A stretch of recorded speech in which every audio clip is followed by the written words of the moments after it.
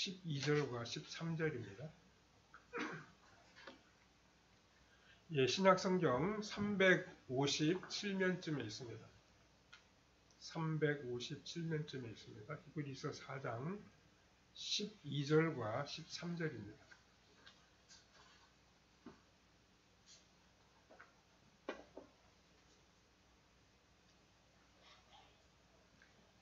예, 12절부터 우리 같이 읽겠습니다. 하나님의 말씀은 살아있고 활력이 있어 자구의 날선 어떤 검보다도 예리하여 혼과 영과 및 관절과 골수를 찔러 쪼개기까지 하며 또 마음의 생각과 뜻을 판단하나니 지으신 것이 하나도 그 앞에 나타나지 않음이 없고 우리의 결산을 받으실 이의 눈앞에 만물이 벌거벗은 것 같이 드러나느니라. 아멘. 오늘은 우리에게 주신 말씀이라고 하는 제목으로 함께 말씀을 생각해 보도록 하겠습니다. 하나님께서 우리에게 이 말씀을 주셨습니다. 그 말씀이 우리가 다 가지고 있는 성경 속에 기록이 되어져 있습니다. 하나님께서 우리 인간에게 자신의 뜻을 나타내시고 보여주셨는데 우리는 그것을 계시라고 말하고 있습니다. 즉 감추어져 있던 하나님의 뜻이 말씀을 통하여 우리에게 드러난 것을 계시라고 부릅니다. 이방 종교에서도 때로는 계시라고 하는 말을 사용하고 있는데 불교와 힌두교는 계시를 어느 정도 말하고 또 경전도 가지고 있습니다. 유교에서도 공자의 논어 등 사서 삼경이 경전의 역할을 하고 있습니다. 그러나 힌두교나 불교나 유교와 같은 다른 종교에서 이 경전을 대하는 것과 우리가 성경을 계시라고 말하는 데에는 엄청난 차이가 있습니다. 그 차이는 우리 기독교에서는 이 계시를 주신 분을 창조주 하나님으로 믿고 있습니다. 반면에 힌두교나 불교나 유교와 같은 종교에서는 이 계시를 낸 분을 창조주라고 그렇게 받아들이지 않습니다. 창조주 하나님의 뜻으로서의 계시와 그렇지 않고 한 사람이 기록한 이 경전은 엄청난 차이가 있습니다. 힌두교, 불교, 유교에서는 그 경전을 쓴 사람의 생각을 기록한 것입니다. 즉 자기 자신이 깨닫고 느끼고 배운 것을 기록했을 뿐입니다. 바로 이 점이 우리 기독교에서 말하는 계시와 근본적으로 다르다는 말씀입니다. 기독교에서는 하나님께서 우리 인간을 창조하셨다고 믿습니다. 하지만 다른 종교에서는 하나님을 인간과 같은 존재로 보며 근본적으로 동일한 것으로 그렇게 받아들입니다.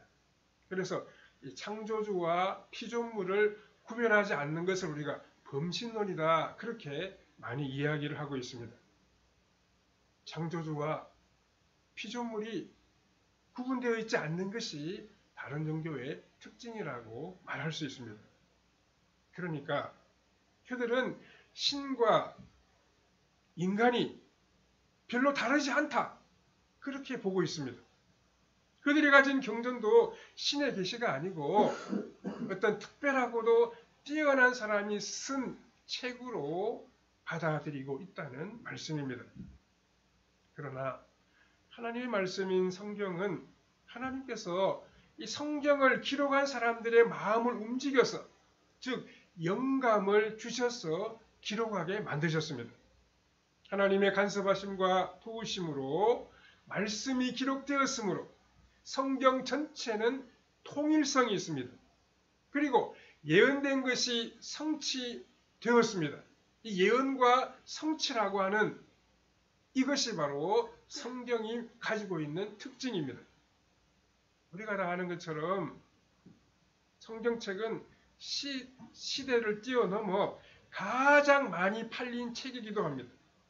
성경은 2020년까지 약 40억 권 이상이 팔렸고 지금도 꾸준히 판매되어 수많은 사람들이 읽고 있습니다.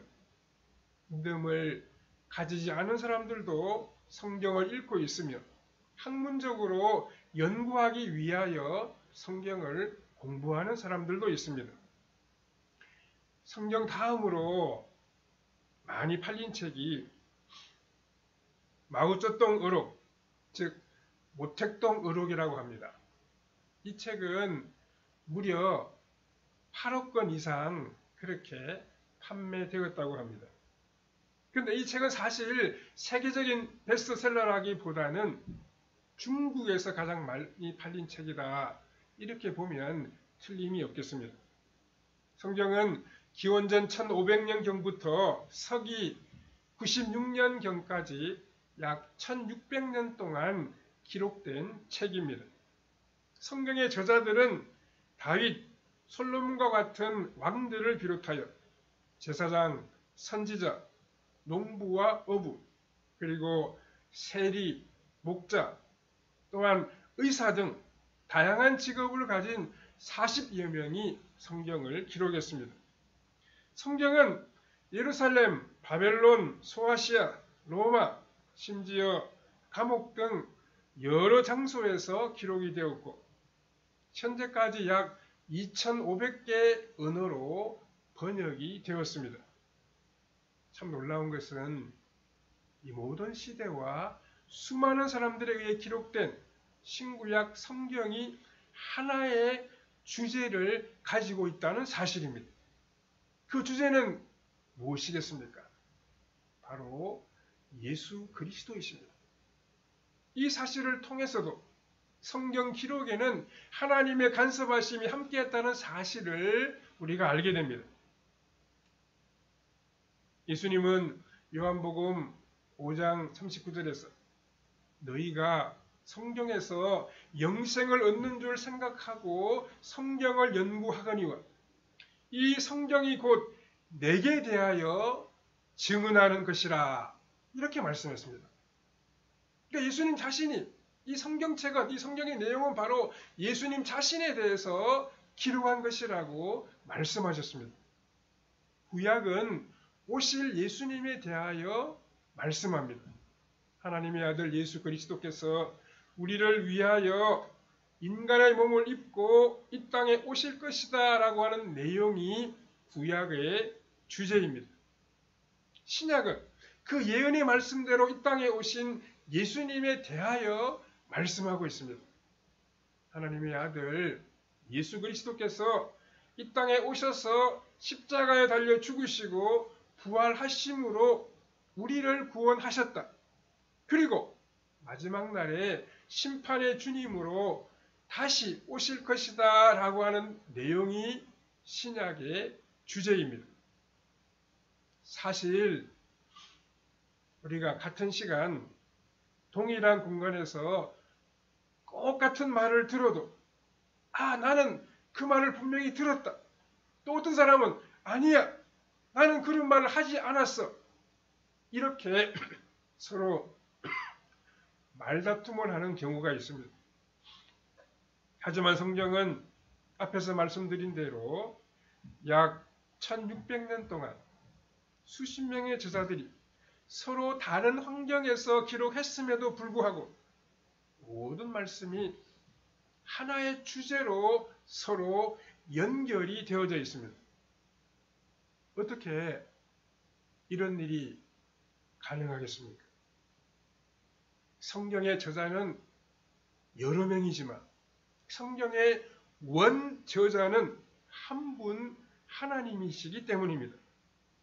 성경은 저자의 느낌과 생각을 따라 마음대로 기록한 것이 아니라 성령님의 감동에 의하여 쓰여졌습니다. 디모데전서 3장 16절에 보면 모든 성경은 하나님의 감동으로 된 것으로 교훈과 책망과 바르게 함과 의로 교육하기에 유익하니 이렇게 말씀하고 있습니다. 성경이 그 성경을 기록한 바울사도 마음대로 기록한 것이 아니고 하나님의 감동으로 하나님이 그의 마음을 움직여서 기록했다고 말씀하고 있습니다. 또 베드로후서 1장 20절과 21절에 보면 먼저 알 것은 성경의 모든 예언은 사사로이 풀 것이 아니니 예언은 언제든지 사람의 뜻으로 낸 것이 아니요 오직 성령의 감동하심을 받은 사람들이 하나님께 받아 말한 것임이라 이렇게 기록하고 있습니다. 우리가 이런 말씀들에서 성경을 기록한 분들이 하나님이 그들의 마음을 움직여 그들에게 감동을 주고 교훈을 주어서 기록되었다는 사실을 알 수 있습니다. 오늘 우리에게 주신 이 하나님의 말씀이 어떤 말씀이며 어떤 능력이 있는지 생각해 보므로 오늘 우리에게 주시는 교훈을 받아야 하겠습니다. 첫 번째로 우리에게 주신 말씀은 살아있습니다. 하나님의 말씀에 대해서 우리가 깊이 생각해 보는 것은 우리 그리스도인의 생활에 아주 중요합니다. 하나님의 말씀이 우리에게 어떤 의미를 가지고 있는 것인가 하는 것을 깨닫는 것이 신앙생활의 자세와 태도를 결정하기 때문입니다. 하나님의 말씀은 살아있습니다. 본문 12절 앞부분을 보십시오. 하나님의 말씀은 살아있고 이렇게 기록하고 있습니다. 살아있다는 말은 생명이 있다는 뜻입니다. 또 이 살아있다는 말씀은 하나님의 말씀이 지금도 계속 살아있다는 의미입니다. 그렇습니다. 신구약 66권의 성경은 단순히 문자로 기록되어 있는 하나의 책이 아닙니다.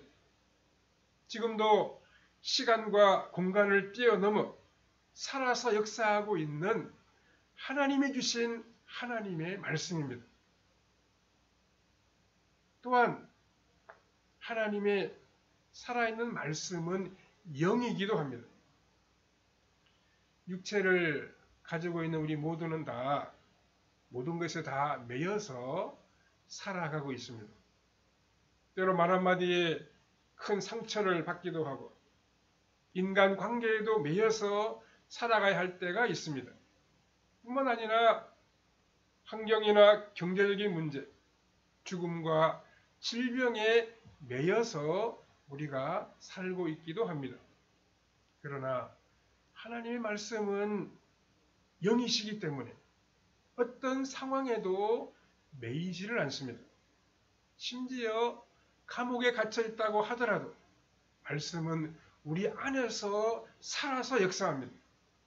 그래서 바울과 실라가 감옥에 갇혀 있었는데 큰 소리로 하나님께 찬양과 기도를 드렸습니다. 하나님이 그들에게 큰 감동을 주셨기 때문입니다. 하나님의 말씀은 영이시기 때문에 시간과 공간을 뛰어넘습니다. 그렇기 때문에 하나님이 아브라함에게 주신 말씀, 모세에게 주신 말씀, 사도 바울에게 주신 말씀이 오늘 우리에게 주시는 말씀이기도 합니다. 그리고 하나님의 말씀은 생명입니다.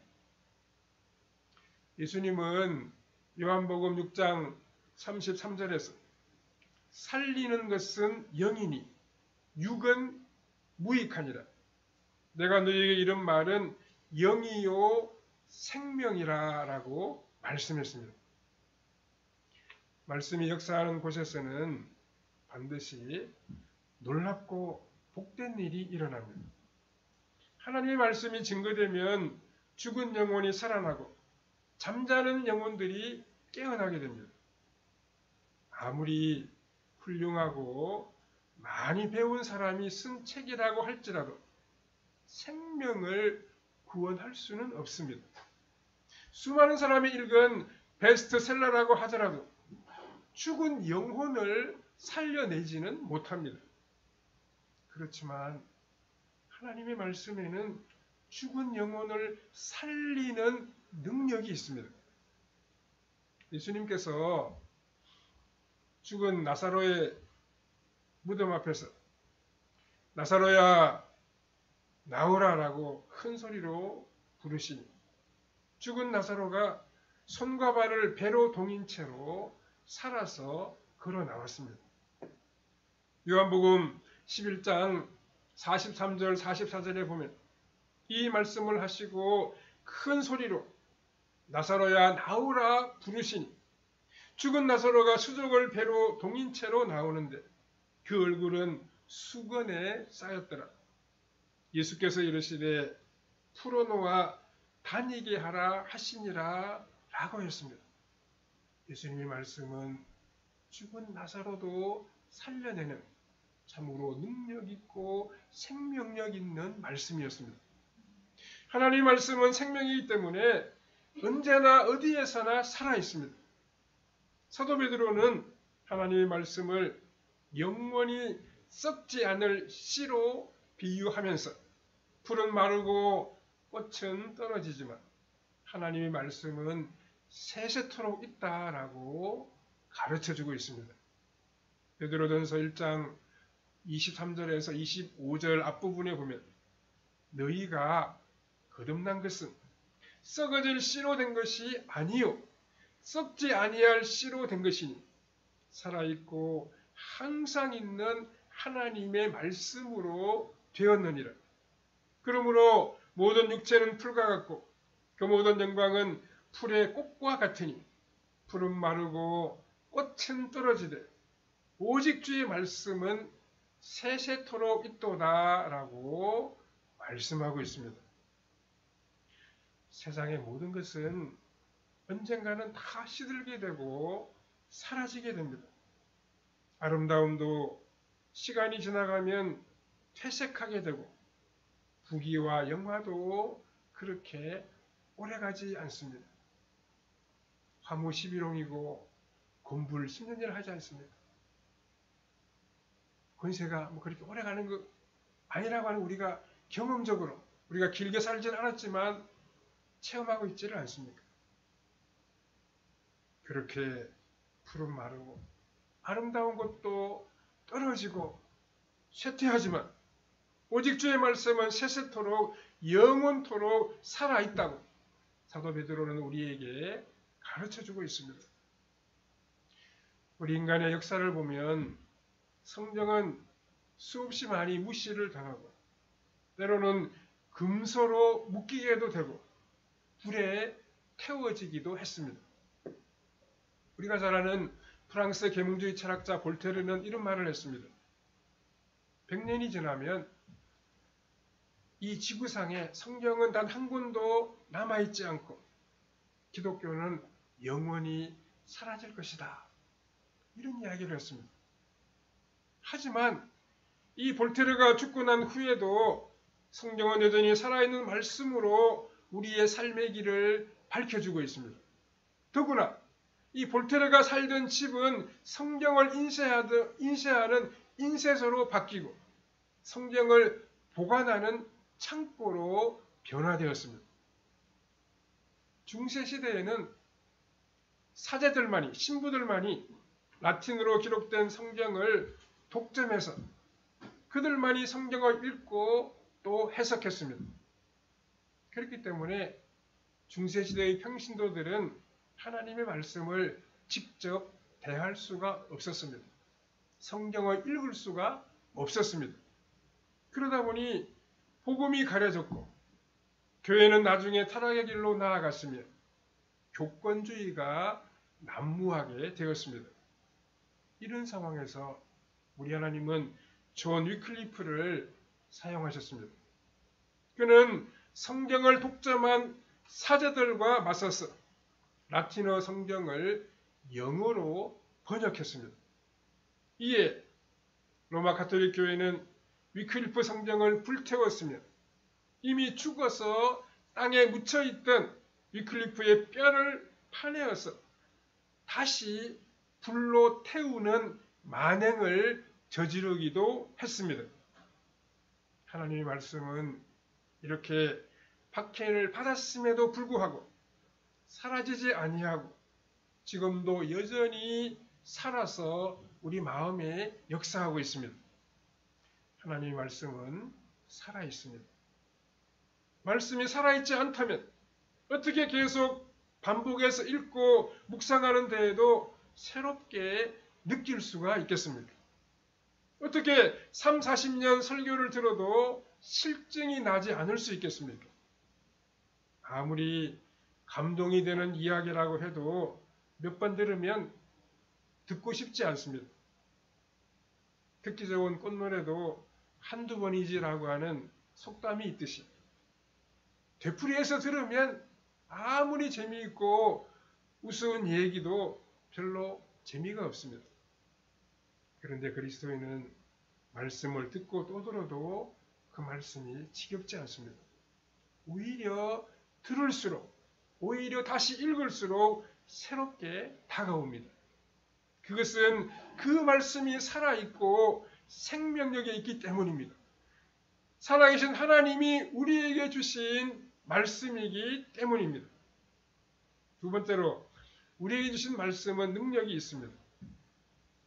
본문 12절 앞부분에 보면 하나님의 말씀은 살아있고 활력이 있어 라고 했습니다. 하나님의 말씀은 활력이 있습니다. 이 활력이라고 쓰인 이 헬라어 단어가 에네르게스라고 하는 이 말인데 이 말에서 바로 우리가 쓰는 에너지라고 하는 단어가 나왔습니다. 우리가 얼마 전까지 사용했던 한글 개역 성경은 이 12절 앞부분을 하나님의 말씀은 살았고 운동력이 있어 이렇게 번역하고 있습니다. 지금은 활력이라고 했는데 과거의 성경에는 운동력이 있었다 이렇게 표현하고 있습니다. 하나님의 말씀은 활력이 있기 때문에 끊임없이 역사하고 말씀대로 이루어지게 하는 능력이 있다는 말씀입니다. 하나님이 이 세상을 어떻게 창조하셨습니까? 하나님이 말씀으로 창조하셨습니다. 무슨 재료를 가지고 무슨 원자재를 가지고 이 우주를 창조하신 것이 아니고 말씀 한마디로 우주와 세상을 창조하셨습니다. 창세기 1장 3절에 보면 빛이 있으라 이렇게 말씀하시니까 흑암으로 가득 차 있던 우주에 빛이 임했습니다. 창세기 1장 6절에서 하나님이 물 가운데 궁창이 있어 물과 물로 나뉘라라고 말씀하시자 그대로 되었습니다. 에스겔서에 보면 에스겔이 본 환상 가운데에서 골짜기의 마른 뼈들이 어떻게 살아났습니까? 먼저 하나님의 음성이 들려왔습니다. 에스겔 37장 3절 앞부분에 보면 인자야 이 뼈들이 능히 살 수 있겠느냐 이렇게 하나님이 말씀하시죠. 에스겔은 37장 3절 후반부에서 주 여호와여 주께서 아시나이다 이렇게 대답했습니다. 하나님은 그에게 골짜기의 마른 뼈들을 향하여 하나님을 대신하여 말씀을 선포할 것을 명령하셨고 에스겔은 즉시 순종했습니다. 에스겔 37장 4절에서 에스겔이 너희 마른 뼈들아 여호와의 말씀을 들을지어다 라고 선포하자 갑자기 이 마른 뼈들이 움직이기 시작했습니다. 그러더니 뼈들이 연결되고 힘줄이 생기고 살이 차오르고 살 위에 가죽이 덮였습니다. 참 놀라운 일이 일어났습니다. 하지만 아직 한 가지 부족한 것이 있었는데 그 속에 생기가 없었습니다. 이때 하나님께서 에스겔 37장 9절 앞부분에서 에스겔에게 너는 생기를 향하여 대언하라 이렇게 말씀했습니다. 그는 담대히 하나님의 말씀을 대언하여 에스겔 37장 9절 후반부에서 생기야 사방에서부터 와서 이 죽음을 당한 자에게 붙어서 살아나게 하라 이렇게 말했습니다. 그러자 말씀대로 그들 속에 하나님의 생기가 들어가서 마른 뼈들이 살아서 살아있는 하나님의 군대가 되었다는 그런 기록입니다. 하나님께서 이 에스겔에게 보여주신 이 환상은 이스라엘이 하나님의 능력과 말씀으로 다시 회복될 것을 보여준 장면입니다. 우리는 이 말씀을 통해 마른 뼈같이 죽은 인생이라도 살아 역사하시는 하나님의 말씀이 임하게 되면 살아날 수 있고 생기가 임해서 하나님의 군대가 될 수 있다는 사실을 알 수 있습니다. 이렇게 하나님의 말씀에는 활력이 있습니다. 큰 능력이 있습니다. 성경에 나오는 데살로니가 교회는 가장 짧은 기간에 부흥하고 성장한 교회입니다. 그 이유가 무엇이겠습니까? 데살로니가 전서 2장 13절에 보면 이러므로 우리가 하나님께 끊임없이 감사함은 너희가 우리에게 들은 바 하나님의 말씀을 받을 때 사람의 말로 받지 아니하고 하나님의 말씀으로 받음이니 진실로 그러하도다. 이 말씀이 또한 너희 믿는 자 가운데에서 역사하느니라. 이렇게 기록하고 있습니다. 데살로니가 교회의 성도들이 하나님의 말씀을 들을 때 사람의 말이 아닌 살아계신 하나님의 말씀으로 받아들였습니다. 사도 바울이 그들에게 보낸 편지를 받을 때나 설교를 들을 때 그 데살로니가의 성도들은 하나님이 지금 나에게 말씀하시는구나 그렇게 받아들였다는 것입니다. 그러자 그 말씀이 믿는 자들 가운데에서 놀랍게 역사하기 시작했습니다. 이 역사는 바로 큰 움직임인데 말씀을 들을 때 심령이 뜨거워지고 놀라운 하나님의 사랑과 위로를 경험하고 병든 자가 고침받고 귀신이 떠나가는 놀라운 일들이 나타나게 되었습니다.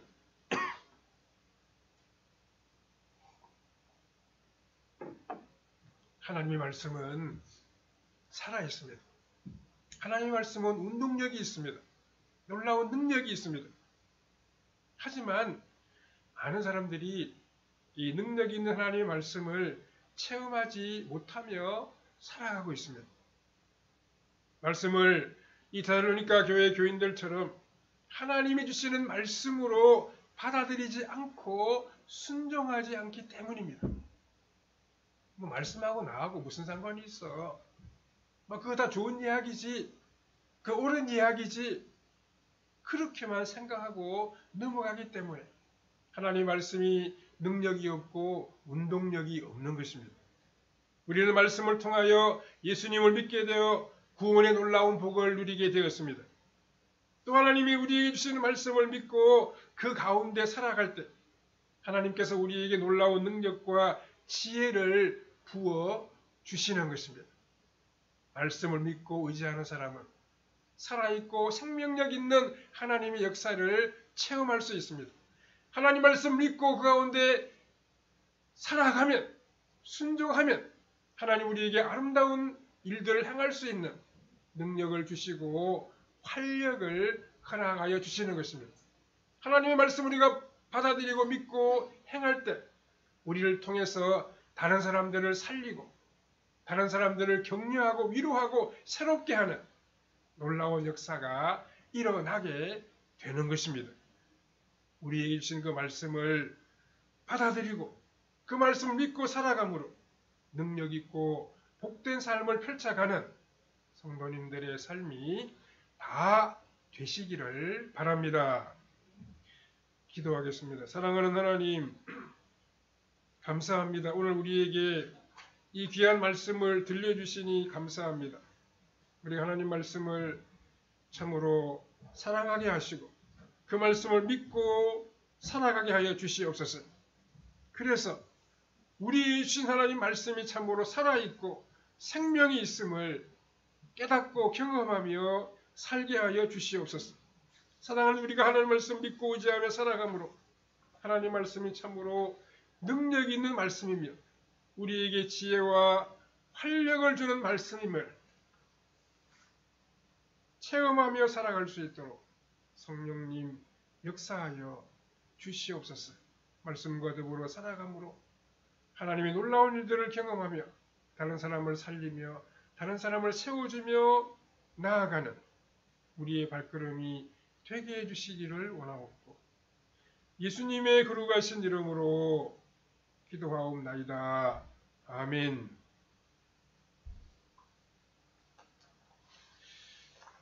네, 찬송가